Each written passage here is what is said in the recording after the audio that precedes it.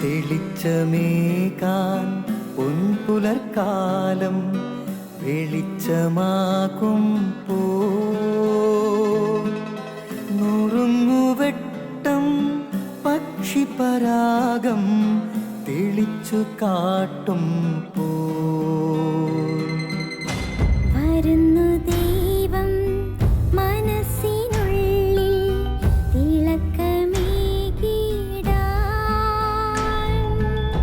തരുന്നു ധ്യാന പ്രകാശമാർക്കും വിളക്ക് വയ്ക്കുമ്പോൾ നുറുങ്ങുവെട്ടം ഇറങ്ങിടട്ടെ ഹൃദന്തമെല്ലാം യുഗപ്രകാശത്താൽ മറഞ്ഞിടട്ടെ മനാന്ധകാരം യുഗപ്രസാദത്താൽ നുറുങ്ങുവെട്ടം.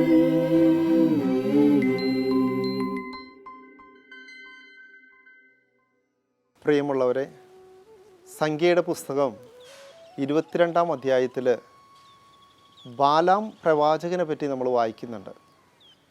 ബാലാം പ്രവാചകൻ ഒരു വിജാതീയ പ്രവാചകനായിരുന്നു. ബാലാക്ക് എന്നുള്ളൊരു രാജാവ് തിരഞ്ഞെടുത്ത ദൈവത്തിൻ്റെ ജനമായ ഇസ്രായേലിനെതിരെ പ്രവചിക്കാനായിട്ട് ബാലാമിനെ നിയോഗിക്കുകയാണ്, അവർക്കെതിരെ ശപിക്കുവാനായിട്ട്.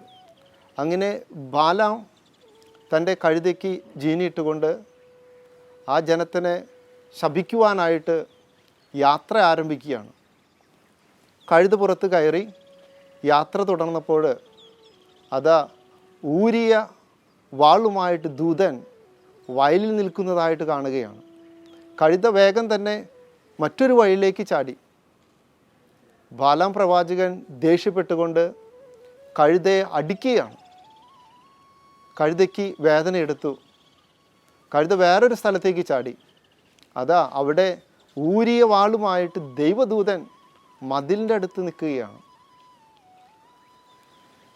ബാലാമിൻ്റെ കാല് മതിൽമേൽ ഉരഞ്ഞു, വേദനയുണ്ടായി. വീണ്ടും കഴുതയെ അടിക്കുകയാണ്. കഴുത വീണ്ടും മുന്നോട്ട് നീങ്ങി. അപ്പോൾ കഴുതയുടെ മുന്നിൽ തന്നെ ഊരിയ വാളുമായിട്ട് ദൈവദൂതൻ നിൽക്കുകയാണ്. കഴുതയ്ക്ക് ഇനി മുന്നോട്ട് പോകാൻ സാധിക്കുന്നില്ല. കഴുത ഉടനടി മുട്ടുകുത്തുകയാണ്. വീണ് ദൈവദൂതൻ്റെ മുന്നിൽ വീഴുകയാണ്. ബാലാം കോപത്തോടുകൂടി കഴുതയെ 3-ാം പ്രാവശ്യം അടിക്കുകയാണ്. അപ്പോൾ ദൈവം കഴുതയ്ക്ക് സംസാരശക്തി നൽകി. കഴുത സംസാരിക്കാൻ തുടങ്ങി. നീ എന്തിന് എന്നെ അടിക്കുന്നു? ബാലാം പറഞ്ഞു, നീ എന്നെ അനുസരിക്കുന്നില്ല. കഴുത ചോദിക്കുകയാണ്, ഇത്രയും നാളും ഞാൻ നിന്നെ അനുസരിച്ചില്ലേ? എന്തെങ്കിലും കുറവ് നിനക്ക് ഞാൻ വരുത്തിയിട്ടുണ്ടോ? അപ്പോൾ ദൈവം ബാലാമിൻ്റെ കണ്ണുകൾ തുറന്നു.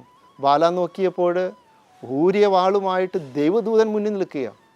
ബാലാം കമിഴ്ന്നു വീണു. ദൈവദൂതൻ പറയുകയാണ്, നിൻ്റെ യാത്ര വിവേകശൂന്യമായതിനാൽ നിന്നെ ബ്ലോക്ക് ചെയ്യാനായിട്ട് ഞാൻ വന്നിരിക്കുകയാണ്. പ്രിയമുള്ളവരെ, ചിലപ്പോൾ നമ്മളുടെയും യാത്രകൾ വിവേകശൂന്യമാണ്. ദൈവത്തോട് ആലോചിക്കാതെ എടുക്കുന്ന തീരുമാനങ്ങൾ, ദൈവത്തോട് ആലോചിക്കാതെ എടുക്കുന്ന ജോലികൾ, പടുത്തുയർത്തുന്ന സ്ഥാപനങ്ങൾ, ദൈവത്തോട് ആലോചന ചോദിക്കാതെ ചെയ്യുന്ന കാര്യങ്ങൾ, ഇതെല്ലാം നമ്മളെ നാശത്തിലേക്കാണ് കൊണ്ടുവരുന്നത്. അവിടെ വളർച്ച ഉണ്ടാവുകയില്ല, പുരോഗതി ഉണ്ടാവുകയില്ല. ദൈവത്തോട് ആലോചന ചോദിച്ചെടുക്കുമ്പോൾ അവിടെ കൃപകളുണ്ടാവും. അതുകൊണ്ടാണ് മത്തായിയുടെ സുവിശേഷം 7-ാം അധ്യായം 21-ാം തിരുവചനത്തിൽ പറയുക, കർത്താവേ കർത്താവേ എന്ന് വിളിക്കുന്നവനല്ല, സ്വർഗസ്ഥനായ എൻ്റെ പിതാവിൻ്റെ ഇഷ്ടം നിറവേറ്റുന്നവരാണ് സ്വർഗരാജ്യത്തിൽ പ്രവേശിക്കുക.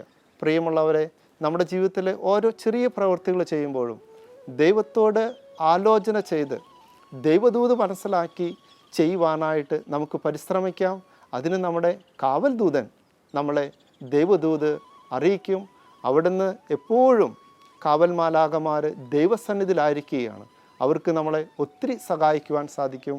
ദൈവം നമ്മളെ അനുഗ്രഹിക്കട്ടെ. ആമേൻ. നുറുങ്ങുവെട്ടം